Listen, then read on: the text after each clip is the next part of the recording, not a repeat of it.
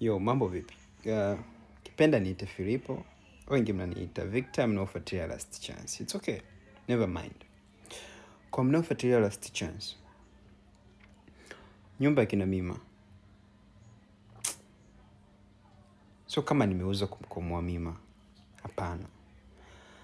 Mima ni mpenzi wangu, lakini kuna vitu wananiuzi. Mimi ni mwanaume mmoja ambaye ninapenda sana, na nikipenda nakuwa na wivu. Kwa hiyo Mima amenipelekea wivu wangu kuwa mkubwa zaidi na kufanya vitu ambavyo nashindwa kujizuia. By the way, mimi ni mtu ambaye nampenda sana. Lakini kitendo cha mimi kumuonesha kwamba yeye ni mke wangu, alafu still mwanaume mwingine anamuapproach, anakuwa hamwambii kwamba na mwanaume wangu nampenda, nipo kwenye mahusiano, anakuwa anajiweka karibu, anakumbatiwa, anafanyaje, kitu hicho kimenikasirisha sana. By the way, nimekasirika sana. Ndio maana kuna vitu vingine navifanya sio mimi, ni hasira. So